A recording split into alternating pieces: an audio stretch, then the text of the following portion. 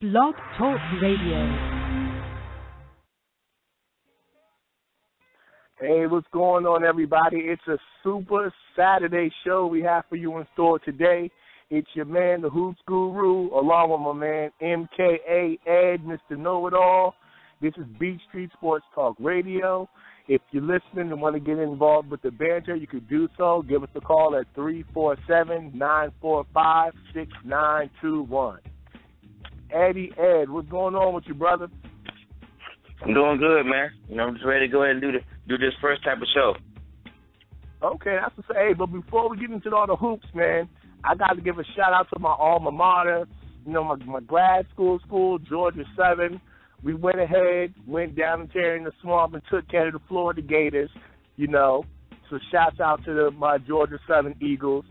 Probably the biggest win in the school's history, Well, how you feel about my boys going down and knocking off the SEC real quick, man? I have no rep for that at all. I ought to let you gloat right now with your little school because it's probably the most they're going to do all year. Hey, man, don't hate, appreciate, brother. We're talking about beating the SEC school, man. This is supposed to be a blowout for Florida, right? Yes, it is. Yeah, so don't downgrade the victory, man. You're talking about a intermediate college, a D1 school, but no way are they supposed to go down there in front of maybe 80,000 fans into the swamp. The field that Tebow built, and beat the powerful, school that has a few championships under its belt, Florida Gators, man. So show them my golden Georgia Southern Eagles some love, man. That's a big win, man. Okay, can you please announce what type of show we're doing today now that you didn't gloat about your home school? All right, man, I'm just saying, let me give my little because nobody cares about this but you, so I'm saying, come on, let's go. Hey, you know what, though? As the host of the show, I'm allowed to toot my own horn and, waste a little time on that. But anyway, y'all, we got the NBA show today. We're going to talk strictly about basketball, so here on forward. So if there's anything you guys want to get into to touch up on, feel free to do so. But first things first. Derrick Rose.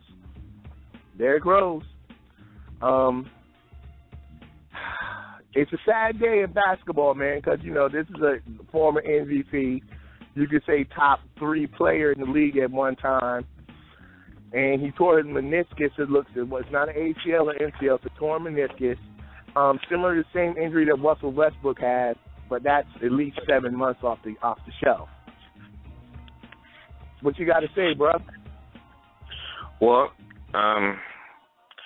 basically, this injury means, one or two things.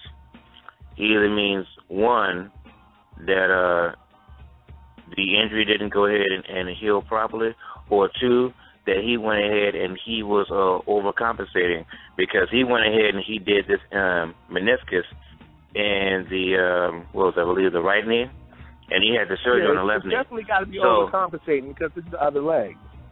Yeah, so, that is something that is typical for people who do have knee injuries, especially when, you see that. Because, I was trying to figure out earlier today, I don't know which one is worse or better.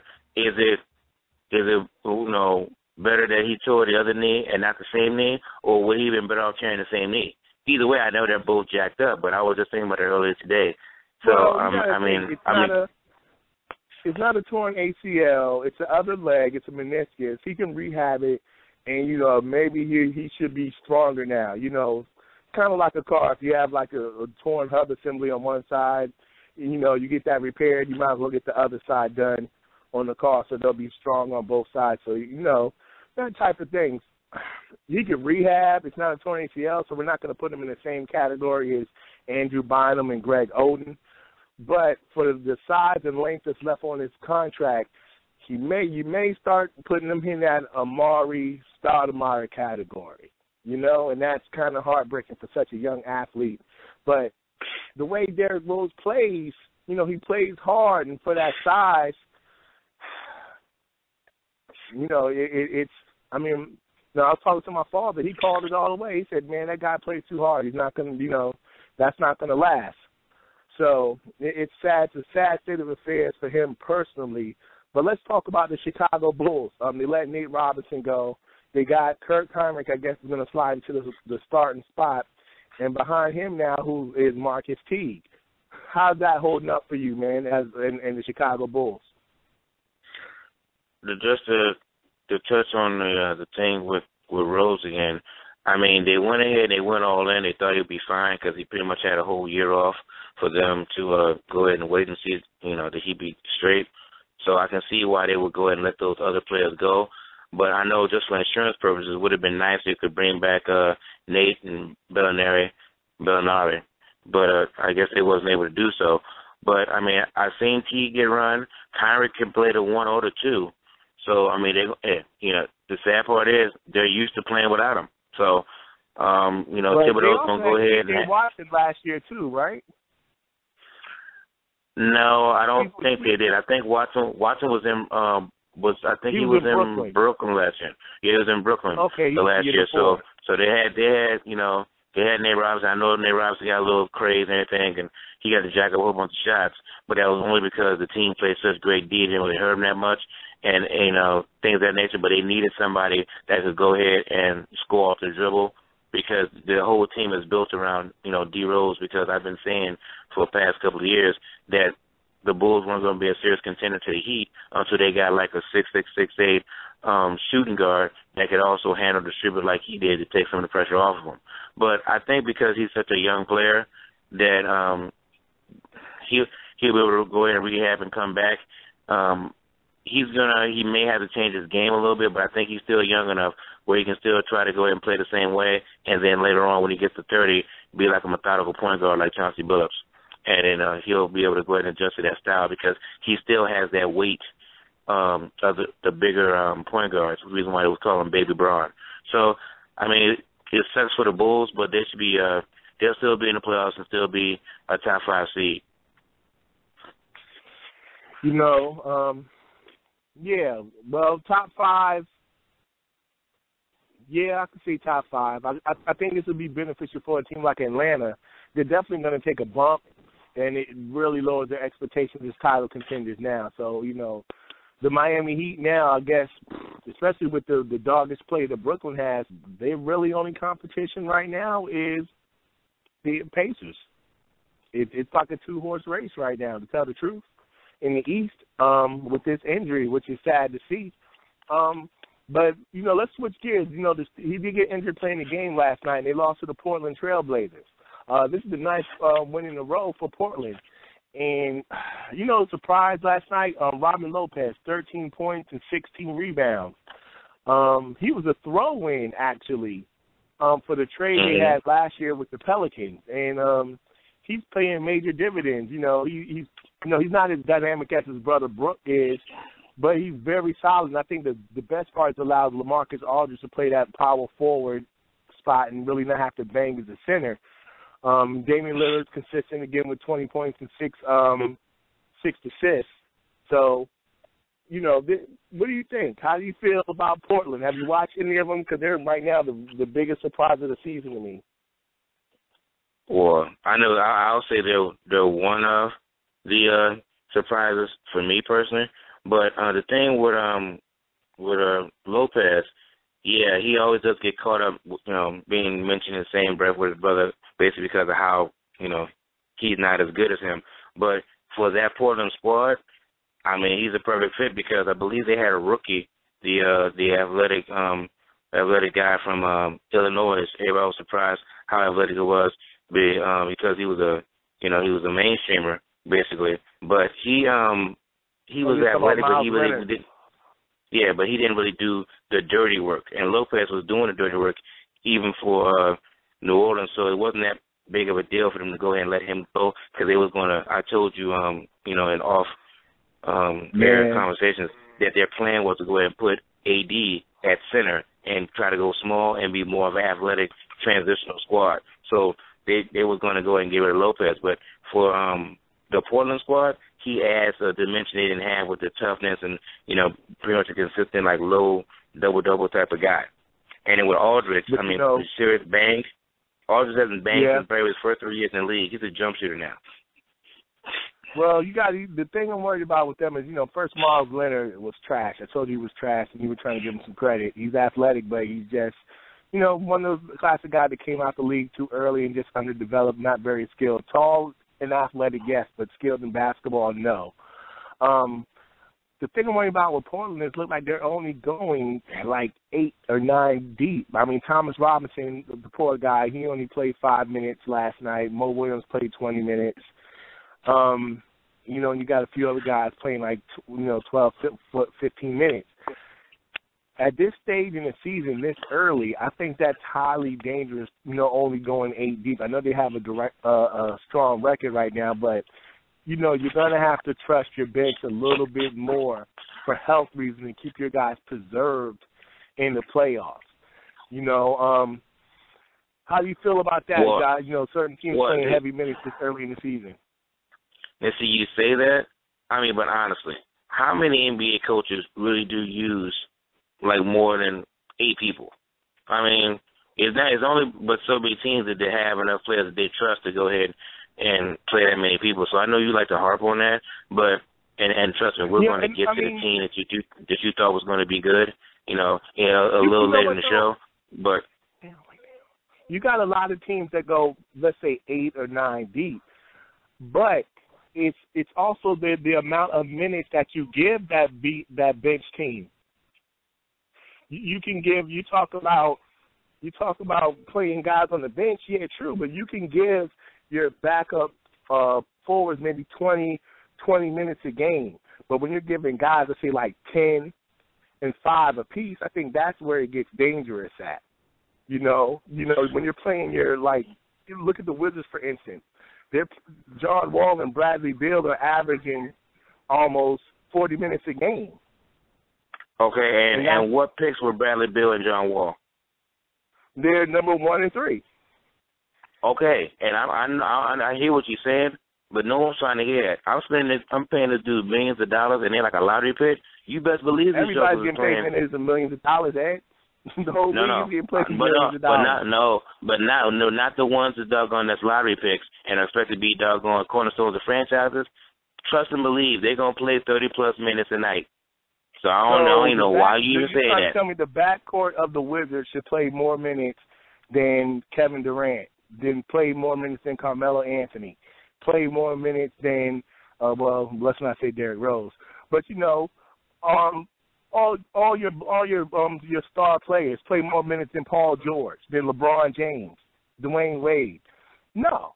For that teams realize it's a journey, man. It's you're gonna have to keep your guys fresh, man. This is not like football where you're going to go balls out for 40 minutes and get a week off. You may be playing back-to-backs. You may have 5 games in 7 days.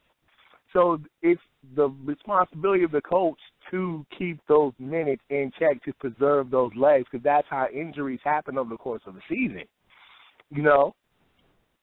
It's vital. I understand why those coaches are doing what they're doing, because you're acting like all the rest of these teams is playing guys that many minutes that they have doggone quality people for them to bring in that's not going to lose them games. So I get it. I don't see what's the problem. Hey, but that's why it's imperative for a general manager to build a solid roster. Like I say, and because speaking of the Wizards again, behind John Wall, there's nothing. Eric Maynard, he was good once upon a time on a young Thunder team, but this guy's horrible right now, this year at least. And have an injury like him, their season's derailed. At least Chicago's smart enough to have a veteran like Heinrich, and a quality young guard like Marquise Teague that they'll be able to, Chicago will be fine. Like, they're not going to fall off the cliff or anything. Their record will take a hit. They're, 6-5 right now. But they'll have a winning record, and they'll be there in the playoffs. They'll probably even win a round, and that's the major difference. Everything wasn't contingent on Rose and Rose alone, So, the health of teams is very, very important. Let's go. Any other teams, anything that you wanted to bring up over the course of the season that you found interesting in our first NBA show? Yeah, there's a couple of teams that are doing pretty good. You already said Portland. I know some, ironically, up here in the northeast part of the country, I actually know a guy that's a Timberwolves fan, so he's highly excited. He thinks, I mean, he's ridiculous, but he thinks that the Timberwolves have a chance to go to the Western Conference Finals. I told him to slow down. Oh. Exactly. You know, I mean, people have really been tripping. Break, bro. I know, yeah, then the Pacers, I mean, a lot of people say they wouldn't be surprised by the Pacers, but I'm going to say that, you know, on paper they had a lot of things coming together with the Scola who they brought the bench and things of that nature, but, you know, Paul George he's putting in work. I've been looking at the games, and people are, even though a lot of people don't respect him as they should, a lot of people are making Scottie Pippen references in reference to Paul George. I thought that was interesting, you know. No, and you can't give him that for the defense quite yet. Scottie's defense was top notch. Paul George is good, but you know, Scottie, you could put him on an all-time defenders list. So let's not do that comparison quite yet. You know. Yeah, I agree with you, but these people that were doing the telecast, they were doing it. So I was like, wow, that's the name y'all gonna put out there, huh? I'm like, wow. Well, you know, okay. we live in a sensationalist. We live in a sensationalist society now. You know, if you get hot, all of a sudden you're MJ, right? Paul George is good. Mm-hmm. I said on the show the other day, you know, you probably have offense to this. I don't know, but I said Paul George to me is a healthy and motivated Tracy McGrady. If Tracy was ever what I envisioned him to be. I mean, same height, athletic, but he's motivated. You know, he wants to be a star, and that's what you see him. He has those tools. And Paul George is going to go a long way. I mean, these guys are hungry, man. I really think they are the team to beat this year in the going to win the championship. It's all going to be contingent on health for them and health for the Miami Heat. Well, I will say this. I know another fan, a guy, I mean, he came off his high horse. He's a Sacramento Kings fan, and he's liking the things that Big Cuz, DeMarcus Cousins is doing. But to me, I know you still disagree with this when they both came out of the draft. I still say Cousins was the best player in the draft that John Wall put number one in. I still haven't seen anything that makes me feel differently. But I know the Sacramento team has a long way to go to be competitive. They just changed their coach, I believe it was assistant coach with the Golden State Warriors. So I'm watching that team because I'm watching his development as a leader. They gave him, the big contract. Shaq is a minority owner. He said he's working with him. So I'm trying to see how they're working with him to try to make him the focal point of that team, along with the young rookie they got from the guy that came out earlier from Kansas, McLemore. Well, with that team, I think, one, they need to get rid of that Jason Thompson kid and get a stretch four. You don't need to have he's basically just clogging up the space with Cousins. Get somebody that can stretch a four there and get a quality coach in there as well. I mean, because they have talent. Grievous, you have Isaiah Thomas backing him up as a good change of pace guard. You have Thornton. That kid can Marcus Thornton. He can shoot. What's his name? You just said his rookie name. Is it McLemore? Yeah, McLemore. McLemore. I mean, he can shoot. He's kind of in the vein of Bradley Beal a little bit. So he's talented. I mean, they have a solid roster, very solid roster. It's just someone needs to harness that talent and get it playing together the right way. Because they're good. I think they're not their record's good, but their talent is solid. It's hard to win in the West.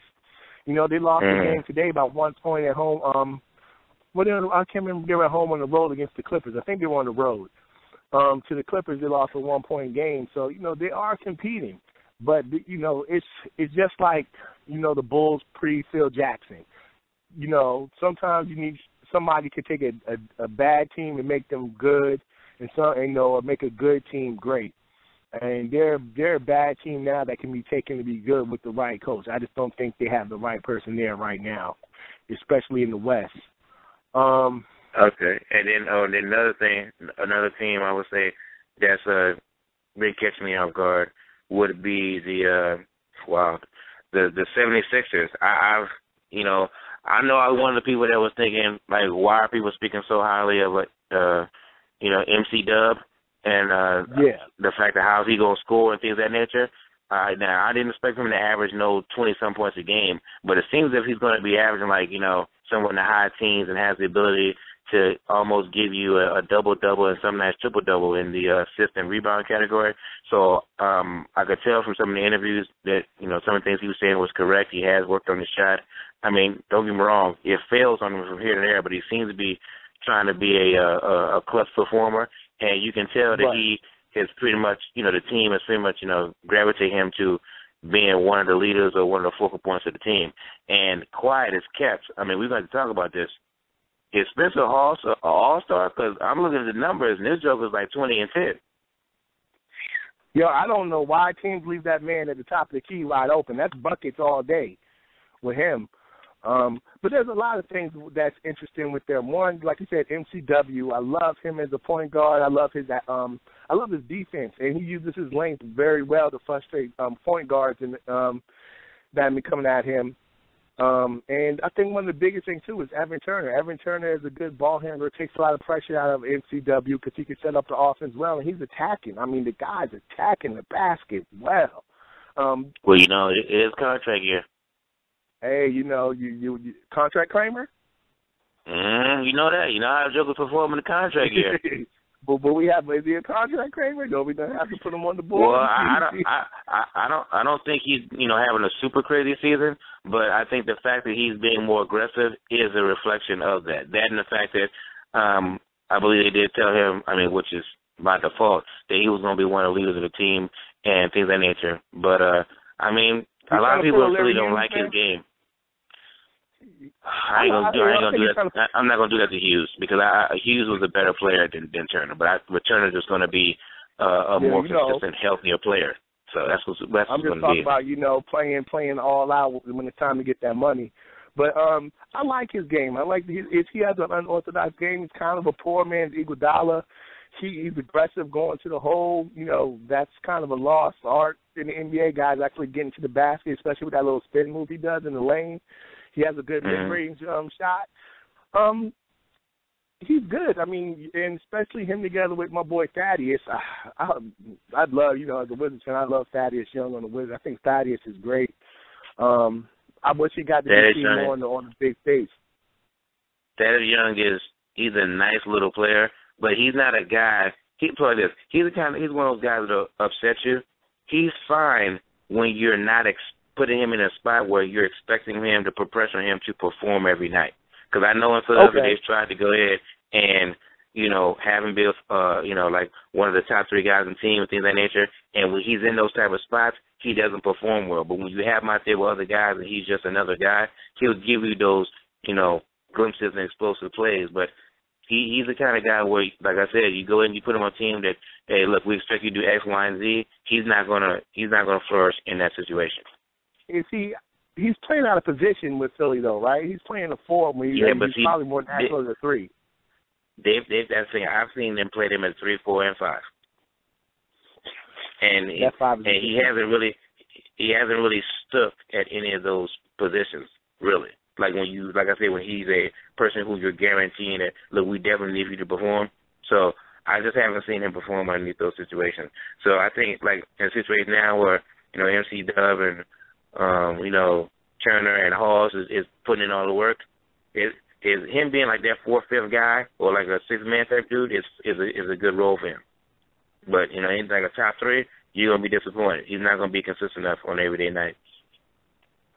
Yeah, but with Philadelphia, I think they're setting themselves up good for the future. They're better than people expected right now. Well, a lot of people have said they're not taking. So. Yeah. Yeah, I know a lot of people have said that, but shoot, man, they're still going to have a few picks in this draft. Hopefully they'll get a top 10 and maybe like another top 20 and be happy with that.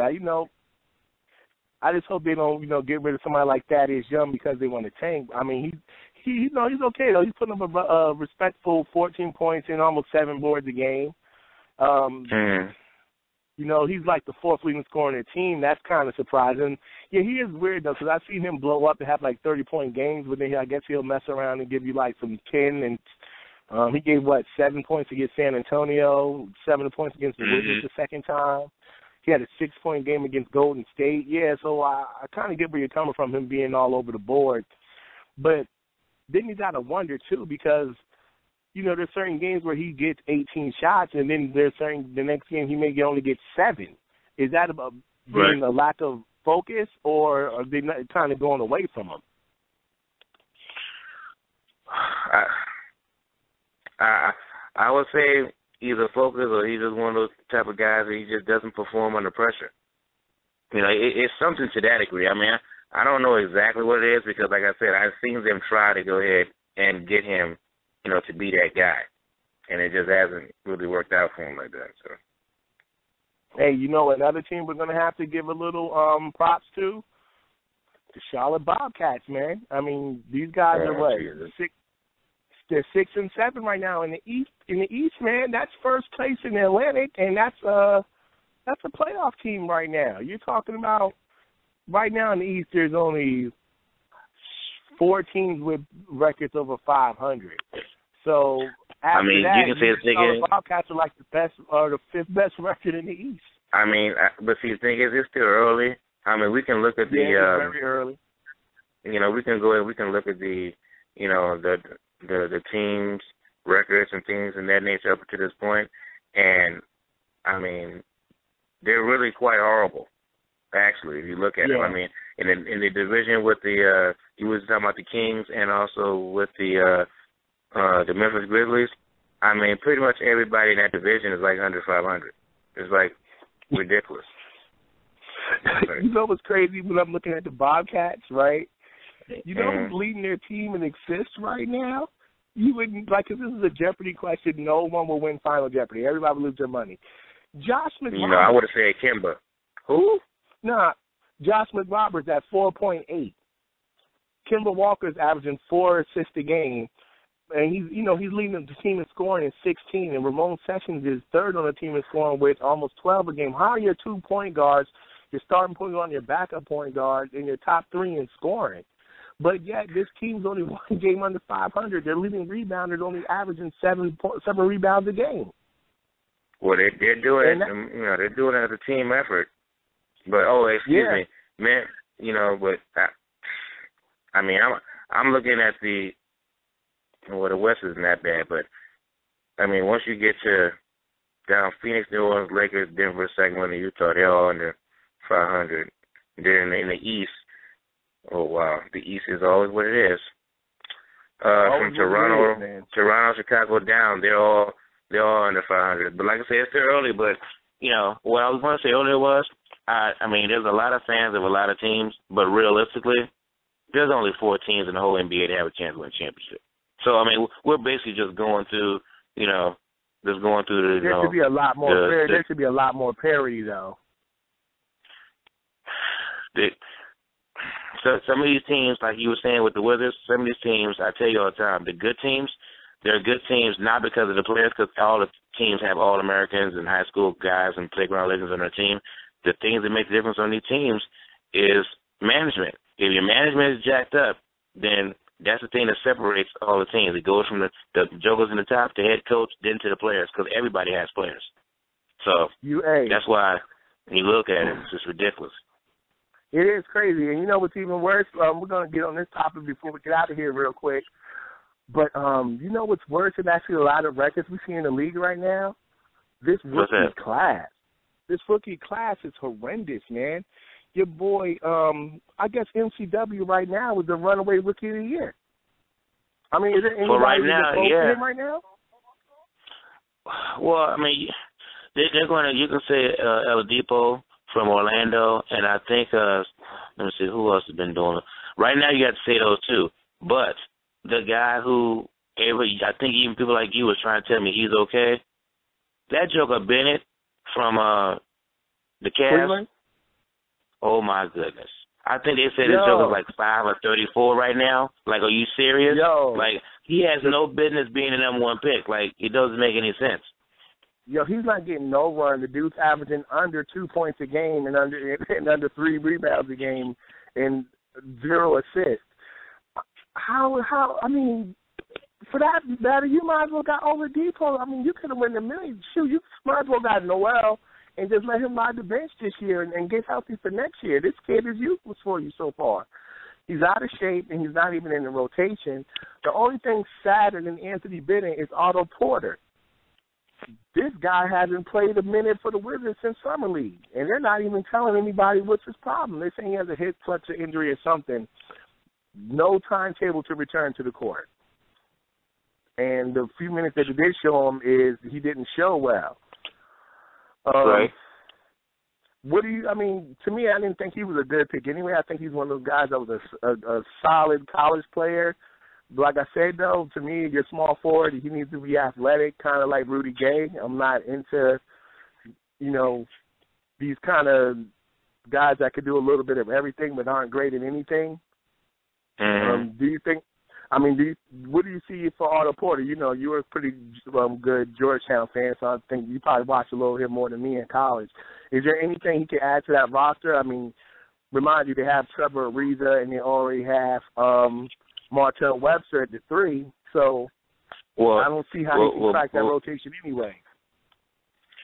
Well, the way I see it is they were getting him for the future because with him coming out in the draft, they really didn't know what position to play him at, whether he was going to be a 3 or 4. So I looked at him as a future replacement for Ariza or somebody else who they may trade, or they were looking at him and to be like a low budget, or hopefully not low budget, but even a little better version of Trash or Iguodala. So I think that's what they were looking at him as potentially being for that team, and they was trying to get another young piece to put together with the backcourt that they have.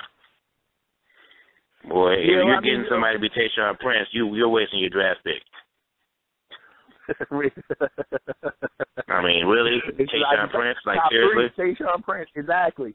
But Trevor Ariza is an unrestricted free agent this year, so I can see why they picked him. I assume they're going to let him walk, But then again, in the Wizards, in that situation, let's say you miss out on the playoffs and you lay in a top 3 pick and you can get Parker or Wiggins. Do you really need Otto Porter now? I just don't. To me, you shouldn't have drafted for a player you weren't going to use this year. I don't believe in stacking a lottery pick for the future. You could have for that. You might as well draft Noel as well and just let him stay on the shelf for a year. You need a big anyway. Yeah. Well, that's the thing that I heard. Going back to rookie class, I heard somebody say that people were saying that this rookie class was bad, but they said it's a combination of guys getting picked in the wrong place, like the first overall pick, guys being injured, and some guys is going being slow. But I think I want to say somebody said that this class was bad, but so far I think they said hands down the worst class was the 2010 draft. So they're saying that this is not the worst of all time, but this definitely not one of the, it's definitely in contention, I guess, in the top 5 of worst drafts. They said this will be a draft we'll have to go ahead and look back over 2-3 years from now, because by that time guys would have settled in, and the guys who were injured or hurt start the season or what have you would we'll be able to get a better grip on. Because they're saying your boy Bennett, he came in with issues with his shoulder and things of that nature, so he's not entirely healthy. I think that's some hogwash to a degree, but we'll see. And I guess we're running a little overtime right now, but just wanted to touch on this. The Lakers, they're 6-7. They, Kobe Bean, he's been cleared for full drills, full contact. So in that regard, how do you think the Lakers are holding up? They're 6-7, one game under 500, and the king is coming, the Black Mamba. Yeah, well, he told them, hey, look, y'all guys just go ahead and, keep it close until I get back. And I know people like you was hating on man Kobe, telling me he wasn't going to make the playoffs last year, and I thought that they would have been a lot more competitive if he hadn't got hurt against the Spurs. Not saying it would have won, but I think it would have been a lot more competitive. But, no, when he comes back, we've never seen a player of his age come back from that injury. It's a pretty serious injury. He'd have been better off, getting an ACL injury, in my opinion, than blowing his Achilles. But if anybody can come back from that due to, determination and also the methods in which he'll go ahead and try to get back, it would be Kobe.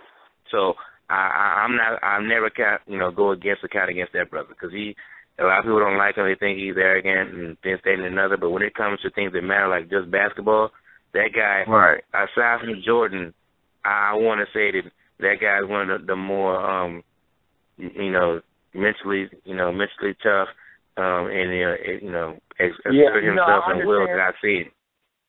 I understand all that, it's good, but hey, man, unless this dude got some cyborg bones or some adamantium underneath that skin, man. Listen, we've seen this guy.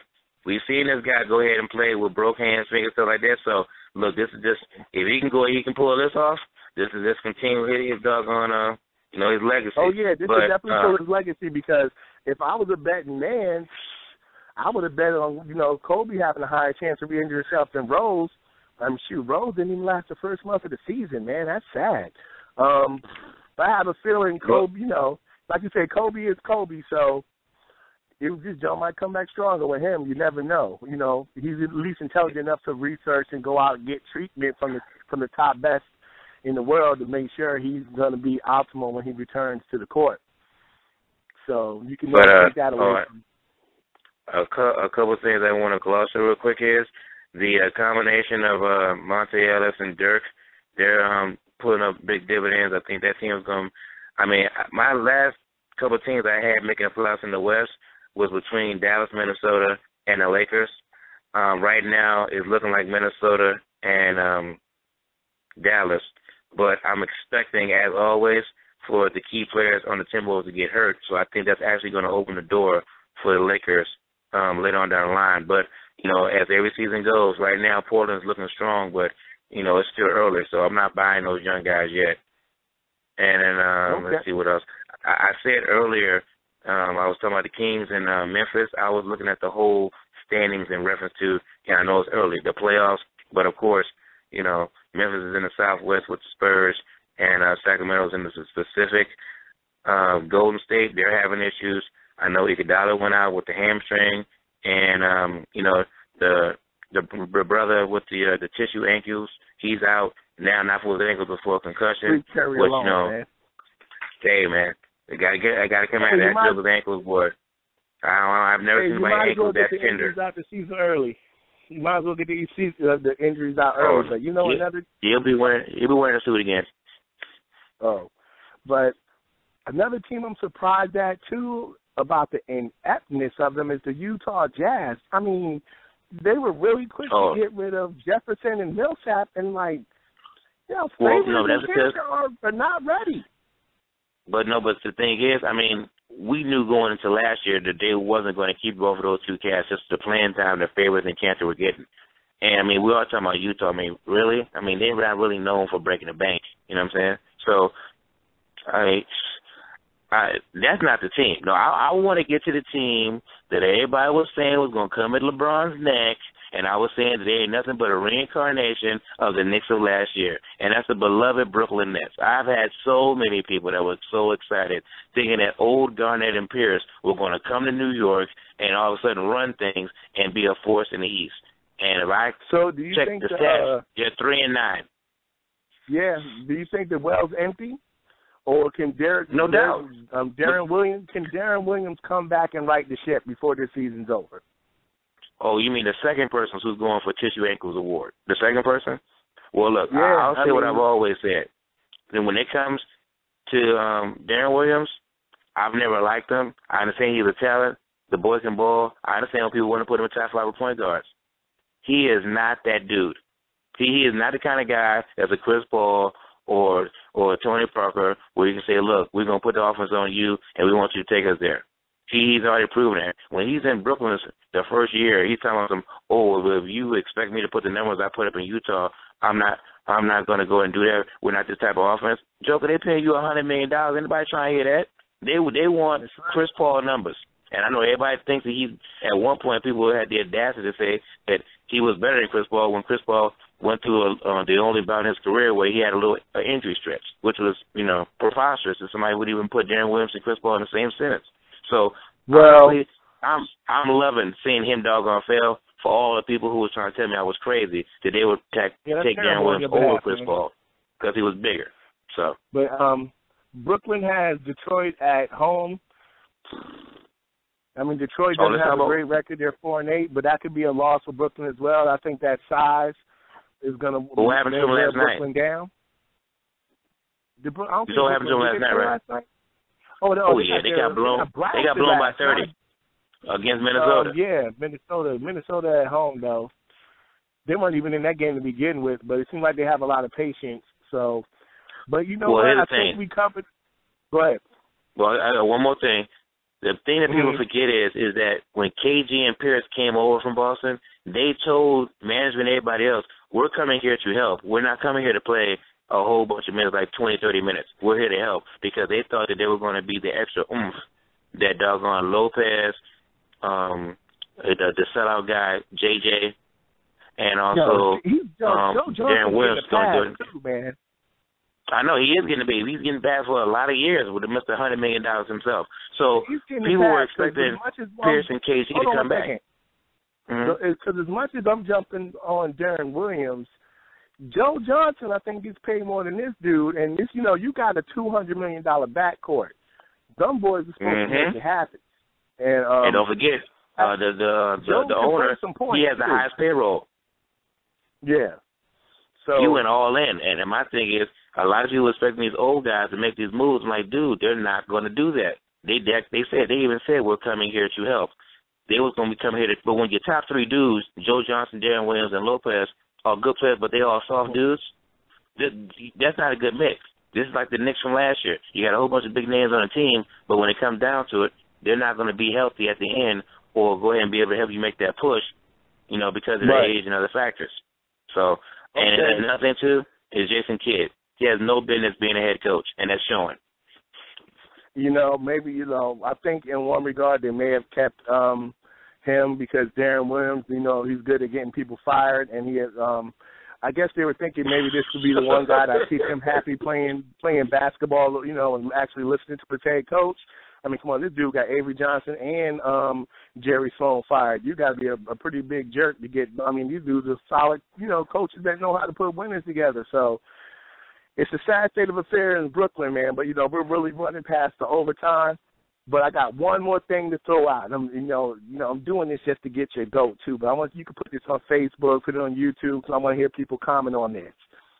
Mm-hmm. You like your boy Chris Webber. He believes he's a Hall of Famer. So I want everybody to ask me, who's more of a Hall of Famer, Chris Webber or Robert Horry? And just put it out there. Really? Chris Webber or Robert Horry? I'm talking about big shot Rob, 7 rings Robert Horry. I know I put Robert Horry in the Hall of Fame. No, that's probably because you're a hater too, but I mean, that's a whole other story. Hey, man, 7 rings. Contribute to all of them. Contribute in major ways to all of them. But, that's it. We run overtime, a great show. This is our NBA show of the week. We'll probably be doing more of these every Saturday. Put your comments on YouTube. You can check us out on Twitter at Beat Street _radio. Great show, Ed. Love chopping it up with you. I'm about to jump off here and watch a little NBA. We'll get together Tuesday once all the NFL stuff wraps up, see how we go over our picks and see, where we're at on top of that mountain, man. It's always a pleasure. Likewise, brother. Safe. All right, be good, y'all. Take care of your family. Hug your loved ones. Have a good night. Peace.